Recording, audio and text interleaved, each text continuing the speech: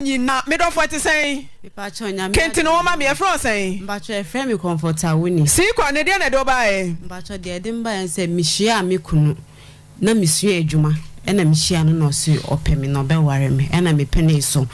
Ena menini wo ho na nyinsen bae. Ena menini wo ye. Anchane na adwuma seye na oka say me mbesi ne yenko mu krum. Ena medi na chi eko no krum for good 6 years, 5 to 6 years. Ena ntie kwa na ancha within 10 months no nye adwuma won kra ha na oba se oba beye. Na anti ancha ozaka jen say yembram so enkrap sitna na edin. Nti se be ya onu ndi kan no nkobo bra no obobra na esinye na aiden na yaba. Ena mi oka se you no oba ye. Nti adwuma no mo anya mi ada romance onya baby eyeden. Etna eye adwuma enya asase si dan. Etna mu ena ye so eye no ma eyeden. Ye bae. Nti ye bae nkwa na dan no kra ye nwie na edan futuro mu sa wo dan na window crane ho na ye rubber ena ye de chechere ansa na yada. Yena musa na nyame yad mosiesie mu kakra na ebe ye nti anche na osenya accident mra no ye no nya accident no betina efi almost 2 years metina no ho ema no ho to no na no ho to no kakra no afi osori anu asesa ne crutches de ato ne kem ohwim anu wahwim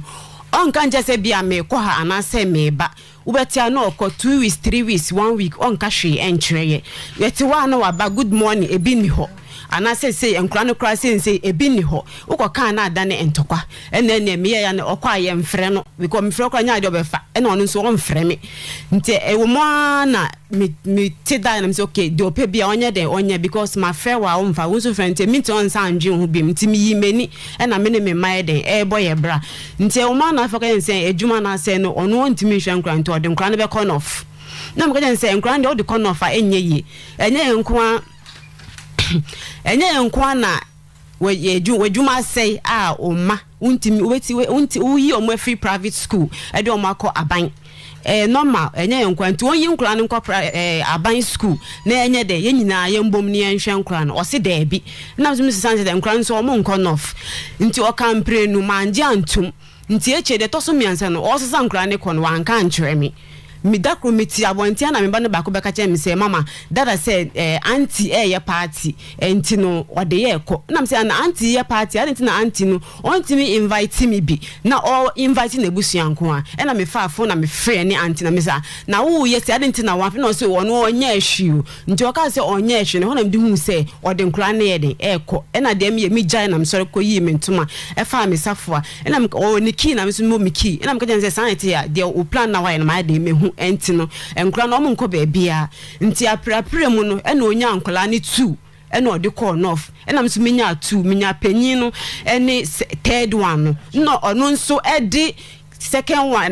one no ene last one sata na akwa no onya 3 years mpo no 2.5 year ena odi no call nti o call ne woman no ma friend me mother in law no me bia say odi nkura ne ba ne nkura no ho te say wo ha say me no okura ye nkasa wundi meduan ne wonya mehwe nti enwunya mpo say friend okura nya de be fa no akatem say bia enkwala say ni say nti me friend mother in law na o say enkwala no mo ho ye say ni say na ma ye din nti da kro me o ho a wo free no of kura ba no wanka nyem say bia wo ba empo free mu a me o ho na o ye den wo beduru ahomache na ye ya da wodem ho esen say wo kọ na ye apre no nti amana misuro se mekwa akoda fie o nti me beton ma de ade san na makoda madam fo ade chia ne ababie dan no ne ye djuma nti wo bedu free no bedu that day na wo bom na misori bie wo e na owura inside ho e na manchia o me de manka hwe na me de misa akoda me ne me ba nti ade chie no e na medware akora ngbe se o on sorry ne yenwo ye de ye nkwa sorry e na akora so betia na papa na so de bi o me nkwa sorry ne ba oba be de abeto no papa no